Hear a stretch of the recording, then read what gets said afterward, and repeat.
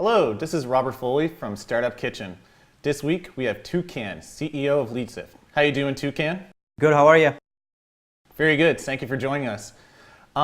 So first off, how about you tell us a little bit about yourself? My background is in computer science. My undergraduate degree was in computer science, and then after I graduated, I worked as a research engineer in a search engine company here in Halifax. And while doing that, I joined my master's program at Dell for computer science. So I was always in the tech space, and the technology that we're using in Leadsift, a lot of it is directly related to my master's thesis. How did you originally conceive of the idea of Leadsift? Well, it's a long story. I started this project, a weekend project, in 2008. Yes, late 2008. I was living by myself and didn't have a social life. So what I did was I was playing around with the Twitter API, and I thought it was super cool. Just because there was so much data that was easily accessible, and it was real time, and it gave a lot of insights. So I tried building a search engine on top of Twitter. It was called Tukan. Quickly I realized that I need some help. I wasn't smart enough. So I reached out to a couple of my smarter friends and asked them to join me. And, it was not a business. We did not intend to make money or anything. So we built. I got two of my friends, Hatem and Srijata. They're both with me in Leadsift too. So we worked on it for a year and a half. It's a lot of fun. We weekend hackathons, evenings, but we were all working full time as we were doing it. And after a year and a half, 18 months, or close to 2 years, we realized that even though this was a cool project, we were doing all kinds of fancy sentiment detection, classified detection, keyword extraction, and all that. We realized that it was not solving a real problem. It was good to have, but it was not a must-have. Like, we talked to people, and their reaction was, well, it's good, but you know what? We got Google Reader. So we realized, hey, this is not going to work. It's fun and all, but it's not going to work. So we looked at it, and we were seeing all this data stream coming from Twitter that we were using for the search, and we are like, wow, that's a lot of personal information. There's a lot of business insight that we can extract from people, and this can be used for targeted advertisement, because targeting of advertisement is a big problem. And then we are like, okay, let's work on that. So it was the three of us, and then we got a friend of mine, the fourth partner in this project is Daniel. So we got him, and the four of us, we started working on it. We did not have a name. We called it Project X. We still call it Project X internally in our code base. And we did this for 12 to 14 months on and off, and we were working on it a little bit. We were making some algorithms and running some tests, but it wasn't really moving too fast because we were all working. Dan was doing his co-op, and everyone was just busy with their life. So last year in August, I saw this announcement of Demo Camp Halifax. I asked the folks to get on a Skype call. I still remember it was a Saturday morning, and I said, guys, there's this Demo Camp event end of September, so we really got 7 weeks. How about we push for a demo? We have built these small pieces. We can tie them together and have a demo, because for Demo Camp you have to have a real demo. So we like, okay, let's do it. And what we said was, well, we'll push hard for 7 weeks, and we'll try to have a working prototype ready for the 7 weeks. And if there is not enough interest, if we don't get a good vibe, we'll just, we have had it, worked at it enough. We'll just call it quits. We'll shake hands and we'll just go our own way. We all had jobs, and we're all busy anyway, so we'll just do our thing. There was no IP, there was no shares, there was nothing, right? So anyway, so we worked really hard, and then we did create a demo, and we presented at Demo Camp. This was September 24th or 26th last year. And what happened was, right after the demo camp, and in the after party, a lot of folks came up to us and said, well, do you guys have that product ready? Because I'm gonna pay for it, because it makes sense for me to get businesses. At that point, we used to call it Gist Off. It wasn't called Leadsift. Gist Off basically was summary of everything. So we're like, wow, this is powerful. I mean, the cool project that we did actually solves a real problem where people are willing to pay money. So then we started thinking about more seriously.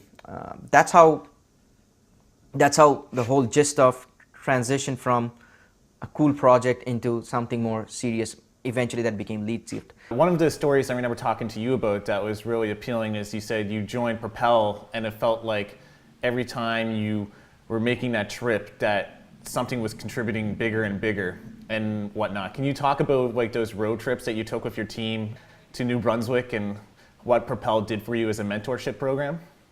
Definitely. Well, there's one very important thing that happened before Propel. So right after a workshop, right after the demo camp, we got introduced to this one of our mentors, Sean Carver, and Sean he and his partner Tone, they organize a workshop, investment readiness workshop here all across Atlantic Canada, and Sean heard of us and he tried to reach out to us, and our first reaction was, nah, what is it? It's like a money grab for us. So and then we reluctantly, we were quite hesitant to have a phone call, a Skype call with Sean. This was in November, end of November. And Sean's like, hey guys, I really like what you guys are doing, and I'm very interested in this space. So we do this workshop, investment, it's $5,000. And we're like, what? No way we are paying $5,000. No way. We have no money.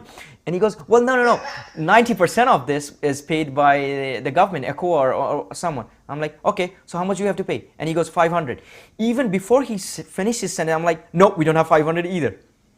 And Sean being Sean said, well, you know what? I'll take care of it. He did take care of it, and he asked us to attend the workshop. It's during that workshop that Sean and Tone does, we went from, even though I would not say we got some traction, we got some attention. Even though we had some attention and some buzz going, it was still just a cool idea. At that workshop, it transitioned into a business. What they told us was, what we have is something bigger than we think it is. At that point, Sean asked me, hey, there's this accelerator program that's going on in New Brunswick. It's called Propel. Do you want to apply for it? And we're like, okay. Is it like Y Combinator? He's like, yeah, sort of. I'm like, okay, we'll do it. Because that was one of the key pieces for us. So anyways, so over the 5 months, we did a lot of traveling. We, I don't know, like it was my Srijata's car. I don't know, probably 20,000 kilometers in 5 months. One of our car broke down, had to sell it for $200. It was messed up, but we loved it. That journey was literally, the journey was great. I mean, we went from an idea to a business to a fundable business. So in the history of Leadsift, there are a few key moments, and the workshop with Sean was one, and the Propel Accelerator program was definitely the other one so far. So it's been tremendous for us, and we are wherever we are or what we are is because of these events. Some very big successes which you announced in the last month. That was with the venture capital raising and also with the partnership with Salesforce Radian6. Can you expand on the hustle and how hard it was to actually raise money? Because some of our members in our audience may not understand that just how much goes into raising money for your company.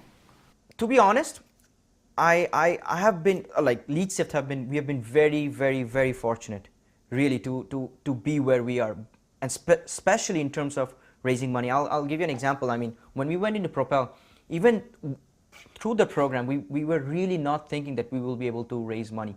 For a guy who has $30 in his bank account, raising $500,000 is a big amount, right? I mean, I don't even know how many zeros there are. So, I mean, when I was in the program, I wasn't very sure that if we will be able to raise money, and I was not thinking too much about raising money. It was more towards the end of the program. Actually, it was really when we graduated, the demo day. That's when all the VCs were coming in, people with real money, and we were like, oh, okay. So now this is what we have to do. So Propel prepares you.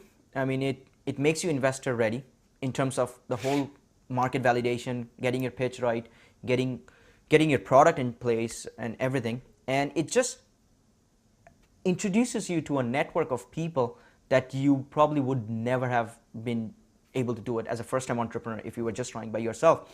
So that was tremendous. Again, it's a lot of luck and serendipity, I would say, that helped us get the funding. So after the investment that you guys raised, how did you guys actually manage to make a partnership with Radian6 and Salesforce? So in May, when we were part of the Propel program, Peter Moreira, who runs a website here called Entrevestor.com, he covers startups from all over Atlantic Canada. He did a story on us. He had a meeting. He did a story on us in May, I believe. We were fairly early on in terms of product and our vision. And Ed Sullivan, he's one of the VP of Product Alliance at Salesforce. He read that blog and he contacted us. He sent me a note in LinkedIn and we had a phone call with him. And he's like, look, I like what you guys are doing.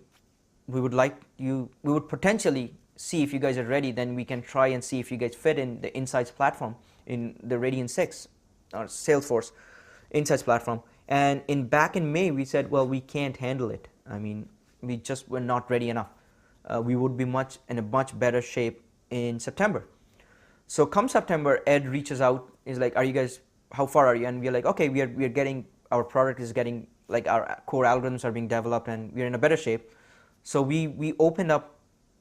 Hatem worked on opening up an API, and and then they connected us. We worked closely with a developer from New Brunswick. He's with Radian6, Greg, and he really helped us connect our platform with theirs. And we were in the Insights platform for 3 weeks. And what they said was, even though we had one demo. We actually had one working demo with Ed, Greg, and Brian. He's in San Francisco, and they liked it. But they said was their launch schedule is they will, use this in the sandbox and get a feel of how good or bad it is, and then launch us in January. So we said, great, that lines up with our expectations. This meeting was in end of September, and then first week of October, we all get a note at 1 a.m. in a Saturday morning. They're like, hey, we just approved your product, Leadsift, and there's an event in New York on 19th of October, CloudForce, and we really like to launch you guys. It's a little bit rushed, but it will be great if you guys can pull it through. So it was like, wow, that was quick. So we said, sure, why not? So, and that's when they announced the partnership. How important is your team to you? I would not be sitting here doing an interview with you if my team wasn't here. So it is that important. I mean, it is. We are like a table, and they're the four corners. We are all the four corners of the table. If there is one stand that's missing, the table cannot stand still. It's just like that. So we are equal partners in it. So Leadsift is as much as theirs, as much it is mine. Some members of your team actually have had other opportunities at very successful companies such as Google and Amazon, but they all refused them to stay with you and your company and continue to work. Well, here's the thing though, I would not say they stayed with me, they stayed with Leadsift. It's their company too. It's just, I'm just talking to you, that's why it's me. Here's the thing though, so this is a true story. Hatem, right after our mentor camp, the demo day on June, he flew down the next week, he was flown down to California for an interview with Google, and he sat through the interview, he aced it, and the next week they called him. He's like, yep, you made it. And Hatem's reaction was, no, I'm sorry, I'm not going to take the offer. That was Hatem. Srijata, the other founder, she was contacted by Amazon to work in the Seattle area and to go for an interview, and she didn't even go for the interview. She didn't even say no. She actually did not reply back to that offer. So I mean, that's the kind of dedication we have in our team. If you had to give someone one piece of advice to get off the sofa and go start a business, what would that piece of advice be? Or what would your team give for that piece of advice? One advice that really worked for us was be honest, be truthful. If you don't have something ready, tell them up front, tell everyone that you don't have it ready. And if you have something that is going for you, be honest. Don't try to pull a fast one. Just be honest, and that really worked for us. I mean, for some pitches, we went in and we, in the business plan slide in our presentation, we said we don't have one. Business model. So I mean, we have been completely honest, and that has worked in our favor. So that's one advice that I'll give people, and specifically for Atlantic Canadian startups who are, I know there are a lot of them. It would be really foolish of them if they don't go and join Propel. I mean, they definitely should. It's probably the best network right now. It's tremendous for Atlantic Canadian companies. They absolutely should do it. And once you do it, I hope that each one of you guys find a mentor like Sean Carver, who would just guide you through this whole process. That's it. Thanks a lot for your time, Tukan, and thanks a lot to your team for all your hard work that you guys have done so far to get Leadsift to the point it is today.